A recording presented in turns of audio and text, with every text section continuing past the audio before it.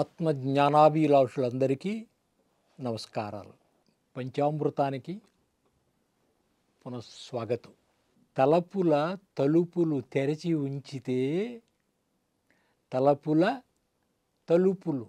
తెరచి ఉంచితే అజ్ఞానపు దొంగలు చొరబడతారు. ఆలోచన రహితమైన ధ్యాన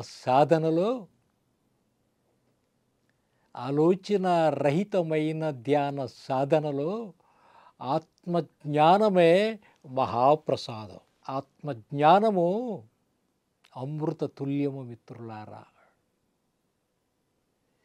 దేహపరమైన దైవ ఆరాధనలో దైవ ప్రసాదం లభిస్తుంది మనకి. ఆత్మపరమైన ధ్యాన సాధనలో ఆత్మజ్ఞాన సాధనలో మనకి బుద్ధిపరమైన జ్ఞానామృతం లభిస్తుంది. ఇదే పంచామృతం. మన గతంలో అనేక సార్లు చెప్పుకొస్తున్నాం. మానవుడికి ఒక్కడికే బుద్ధి ఉన్నది, బుద్ధిలో జ్ఞానం ఉన్నది. కేవలం ప్రాపంచికపరమైన జ్ఞానము కాదు, ఆత్మజ్ఞానం ఉన్నది మిత్రులారా. మర్చిపోవద్దు. ఏది వదిలిపెట్టాలో ఏది చేపట్టాలో చెప్పేదే ఆత్మజ్ఞానం. ఆత్మజ్ఞాన సాధనలో, ఆ నిత్య ధ్యాన సాధనలో ఎరుకే నైవేద్యం. ఎరుక ఉండాలి, అవేర్నెస్ ఉండాలి. ఎరుక లేని ధ్యానము ధ్యానం కాదది, అధ్వానం. ఆలోచనలు ఉండకూడదు, ఎరుక ఉండాలి. ఏమెరుక? సాక్షితత్వమైన ఎరుక. ఎరుకే గమనము మిత్రులారా. దేహపరంగా, మనసుపరంగా, బుద్ధిపరంగా అనేకమైన అనుభూతులకు వస్తాయి. దాన్ని సాక్షిభూతంగా గమనించాలి. ఎరుకే గమనము. గమనమే గ్రహం. గ్రహించుట, అబ్జార్బింగ్. ఒక అమృత తుల్యమైన జ్ఞానం మనలోకి లభించున్నప్పుడు దాన్ని గ్రహించాల. కేవలం సాక్షిగా ఉంటూ. ఒక అద్భుతమైన మధుర రసంలో గులాబ్ జాములు తయారు చేస్తాం మనం. బాగా వేయించిన గుండ్రటి ఆ పదార్థాన్ని ఆ మధుర రసంలో ముంచి ఉంచుతాం. ఆ మధుర రసాన్ని బాగా వేయించిన ఆ గోళీలు వంటి ఆ గోళాకారంలో ఉన్నవి ఆ పదార్థం ఆ మధుర రసాన్ని అబ్జార్బ్ చేసుకుంటుంది, గ్రహిస్తుంది. ఇన్ ద సేమ్ వే అమృతతుల్యమైన జ్ఞానామృతాన్ని ఈ దేహము, మనసు, బుద్ధి గ్రహిస్తాయి మిత్రులారా. ఆ గ్రహమే సత్యాగ్రహం అవుతుంది మిత్రులారా.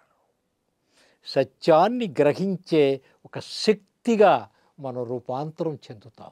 అలా అయిన వారే ఎందరో మహానుభావులు మన చుట్టూ. మర్చిపోకూడదు ఇది. మన చుట్టూ అనంతమైన జ్ఞానం ఉన్నది, అనంతమైన విశ్వం ఉన్నది, అనంతమైన శక్తి ఉన్నది మిత్రులారా. దానిని ఔపోషణ పట్టటమే నిత్య ధ్యాన సాధన. అది శ్వాసానుసంధానము ద్వారా. ఎందుకని? శ్వాసే దైవము కనుక. ఒక పామరుడైన, ఒక కోయవాడు, ఒక ఆటవికుడు అట్టి సాధన ద్వారా అద్భుతమైన జ్ఞానాన్ని పొందాడే. ఆయనకంటే మనం ఎంతో నాగరికులంగా బతుకుతున్నాం. మనకెందుకు లభించదు?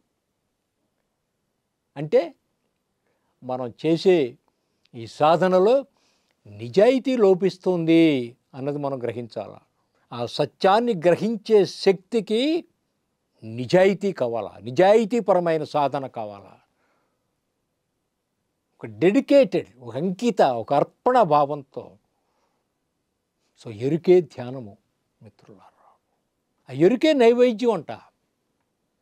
అది ప్రతి సాధకుడికి అనుభవైక వేద్యం. అది అప్పుడు ఆ సాధకుడు ప్రాపంచికపరంగా సత్యంతో, ధర్మంతో, అవధులు లేని ప్రేమతో జీవితాన్ని కొనసాగిస్తాడు. స్వర్గతుల్యమవుతుంది అతడి జీవితం ఇంతటి గొప్ప జ్ఞానామృతాన్ని పంచిపెట్టింది ప్రపంచ యావత్తు కూడా మన భారతదేశమే మిత్రులారా. అది యోగం అంటే. యోగం అంటే ధ్యానము. యోగ చిత్తవృత్తి నిరోధ. శక్తి ఉన్నది మనలో, కానీ వాటి నిండా ప్రాపంచకపు వృత్తులు పట్టుకున్నాయి మనకి. ఆ వృత్తుల్ని నిరోధించడమే యోగ చిత్తవృత్తి నిరోధ. యోగం అంటే కలయిక. ఏ కలయిక? దేహము, మనస్సు, బుద్ధి, ఆత్మ, పరమాత్మ, ఈ ఐదింటి యొక్క ఐక్యత. కలిసి ఉంటే కలదు సుఖం. మనం విడిగా ఉంటున్నాం, దేహపరంగా, మనసుపరంగా, బుద్ధిపరంగా, ఆత్మపరంగా, పరమాత్మ పరంగా విడివిడిగా. ఆత్మ కొరకు, పరమాత్మ కొరకు హిందువులైతే దేవాలయాలకు వెళ్తున్నారు, క్రిస్టియన్స్ అయితే చర్చిలకు వెళ్తున్నాం, ముస్లింలు అయితే మసీదులకు వెళ్తున్నాం. ఆ దేవాలయాల్లోని, ఆ చర్చిల్లోని, ఆ మసీదులోని మహానుభావులందరూ ఏం చేశారు? ధ్యాన సాధనే. ధ్యానం ద్వారా జ్ఞానాన్ని సంపాదించారు.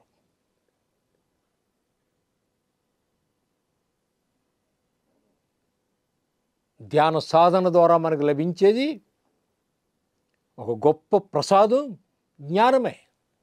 ఇది శాశ్వతం, శాశ్వత తత్వం. ఈ దేహం పోయినా జ్ఞానంతోనే మళ్ళీ మళ్ళీ వస్తాడు ఈ భూమి మీదకు. ఈ అనంత జ్ఞానాన్ని, అనంత విశ్వాన్ని, అనంతమైన శక్తిని అవపోసన పట్టినాక, ఈ అనంత తత్వాన్ని అవపోసన పట్టినాక మరలా ఈ భూమి మీదకు, ద్వంద్వపూరితమైన ఈ భూమి మీదకు రావాల్సిన పనే లేదు. ఎందుకంటే ఇక్కడంతా ద్వంద్వమే. ఇది కర్మభూమి, ఇది యోగ భూమి కూడా. కర్మలు ఎలా చేయాలో కూడా చెప్పాడు యోగేశ్వరుడైన కృష్ణుడు. బ్రహ్మణ్యోదాయక. సో దేహపరంగా, మనసుపరంగా, బుద్ధిపరంగా జీవిస్తున్నాం. ఆత్మపరంగా మనం జీవించడంలో, ఆత్మ అంటే ఒక శక్తితో, ఒక దివ్యమైన శక్తితో మనం జీవనం కొనసాగించటం లేదు. బాడీలీ, మైండ్లీ మనం ఇరుక్కుపోతున్నాం. ఇక్కడ ఒక బంధం ఏర్పరచుకుంటున్నాం. అందుకనే భగవద్గీతలో యోగేశ్వరుడైన కృష్ణుడు ఏం చెప్పాడు?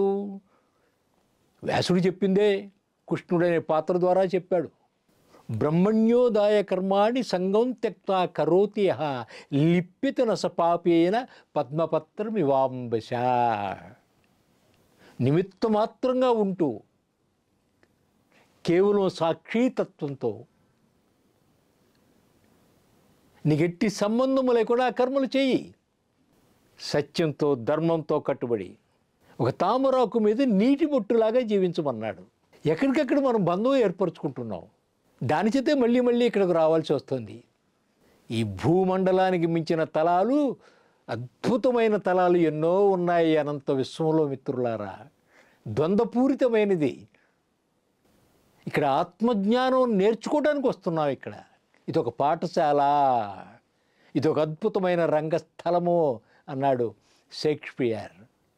ఇక్కడ ఉత్తీర్ణం కావాలి. ఇక్కడ మనం ఈ ద్వంద్వపరమైన జ్ఞానంలో నిర్ద్వంద్వమైన స్థితికి చేరిన వాడే, ఒక అద్వైత స్థితికి చేరిన వాడే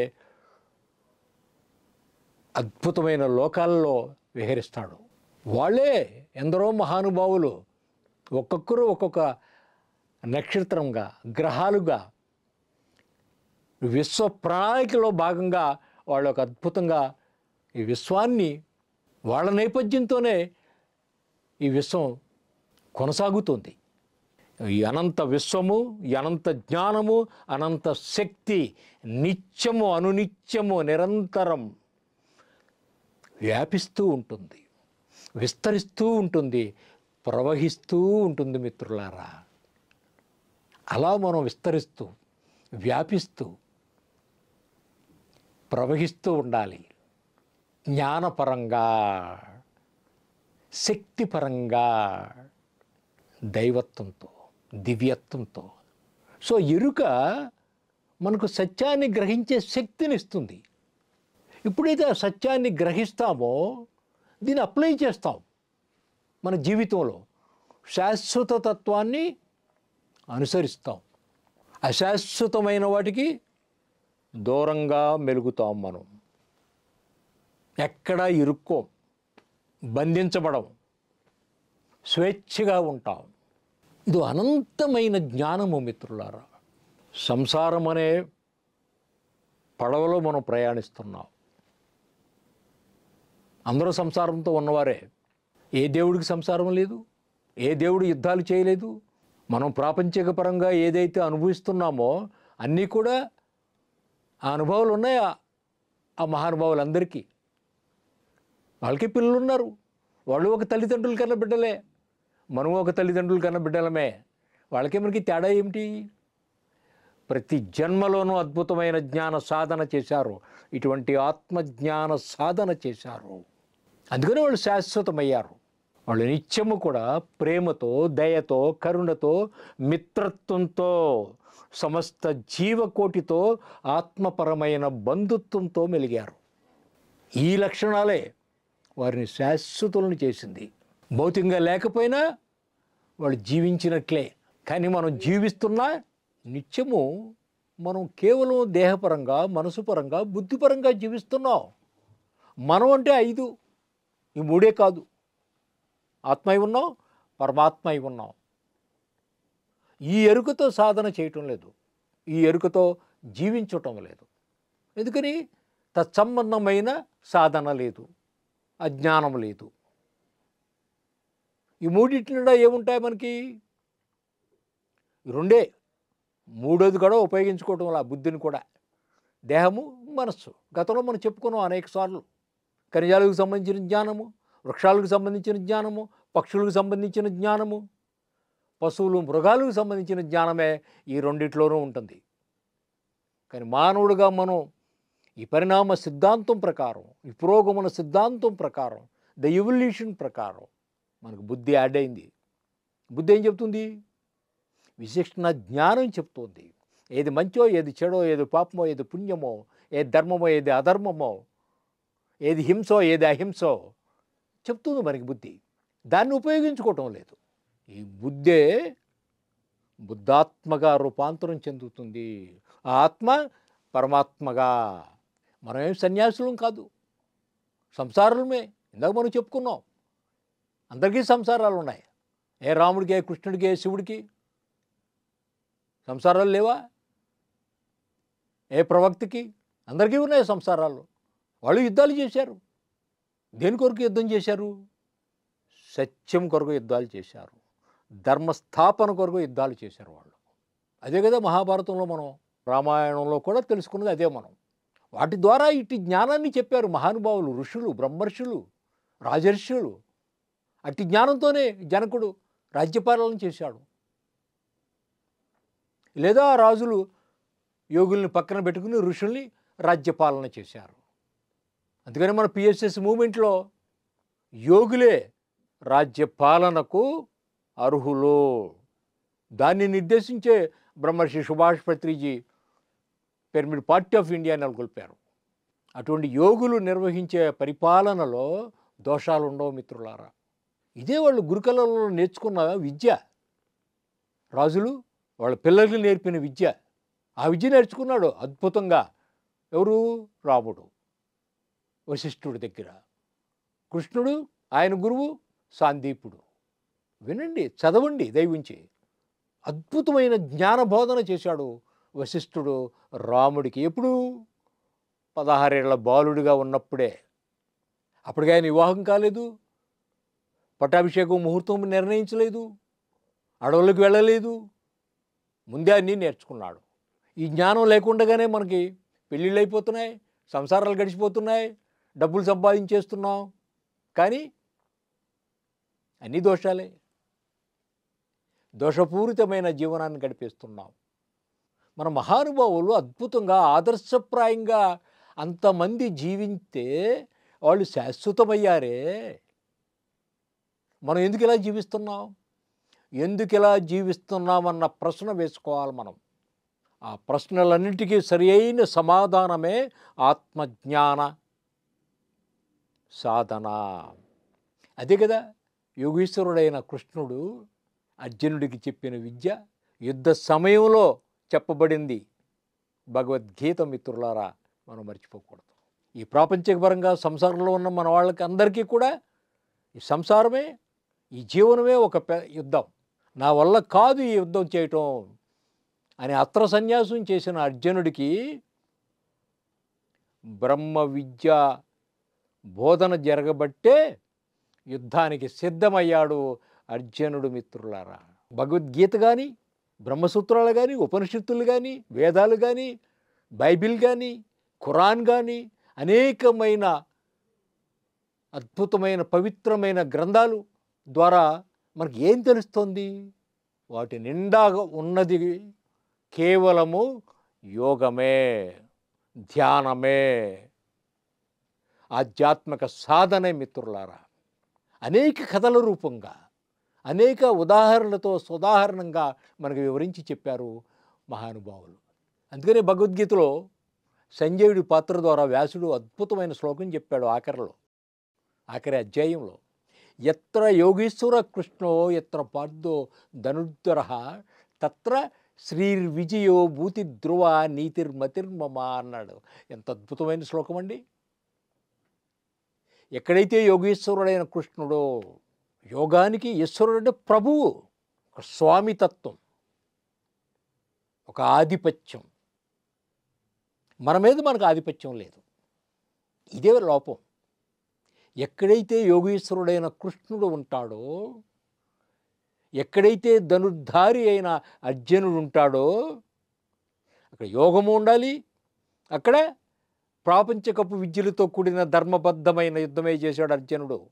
అధర్మంగా యుద్ధం ఎప్పుడూ చేయాలి అర్జునుడు. ధర్మబద్ధమైన సంపాదనే ఉండాలి, సంసారమే ఉండాలి. ఎక్కడైతే యోగీశ్వరుడైన కృష్ణుడు అట్టి ధర్మబద్ధమైన అర్జునుడు ఉంటారో అక్కడ తత్ర శ్రీర్విజయో భూతిర్ధ్రువ నీతిర్మతిర్మమ. శ్రీ అంటే లక్ష్మి, అష్టలక్ష్ములు, ధర్మము, యశస్సు, కీర్తి, వైభవము వర్ధిల్లుతాయని చెప్పాడు వ్యాస భగవానుడు మిత్రులారా. ఎంత అద్భుతంగా చెప్పాడండి. అందుకనే నారాయణులు ఈ మానవుడిలోనే ఉన్నాయి అన్నీ. మన గతంలో చెప్పుకున్నాం. నేనే ప్రహ్లాదుడిని, నేనే హిరణ్యకశిపుణ్ణి, నేనే నరసింహుడను, నేనే రాముడను, నేనే సీతను, నేనే రావణాసురుడను. ఆ పాత్రల ద్వారా మనకు అర్థమయ్యేది ఈ జ్ఞానమే. దాన్ని పట్టుకోవాలి మనం. ఇవేమీ పురాణ కాలక్షేపాలు కాదు, జ్ఞాన బోధన, ఆత్మ సహజావ బోధన. ఇది జ్ఞానాన్ని నిత్య ధ్యాన సాధనతో మనం పెంపొందించుకుందాం ప్రతి జన్మలోనూ మిత్రులారా. ఇది ఒక జన్మలోనే అలవడదు సుమా. ప్రతి జన్మలోనూ ఈ జ్ఞాన సాధన చేస్తూనే సంసారికంగా ఉంటే ఆ సంసారమే నిర్వాణము. నిర్వాణం అంటే మోక్షం, విడుదల, విముక్తి. దేని నుంచి? కేవలం ఈ దేహం నుండి, మనసు నుండి, బుద్ధి నుంచి కూడా ఆ నిర్గుణ నిరాకార నిర్వికారమైన ఆత్మగా. అంతేకాదు అగమ్యము, అగోచరము, అప్రమాణమైన పరమాత్మ తత్వాన్ని ఔపోసన పట్టాలి. పర అంటే ది హయ్యెస్ట్, పరతత్వము, ఆ పరాశక్తిని. అదే ప్రతి మానవుడి యొక్క లక్ష్యం కావాలా. ఎందుకని? మానవుడే మహిమాన్వితుడు కనుక. Thank you.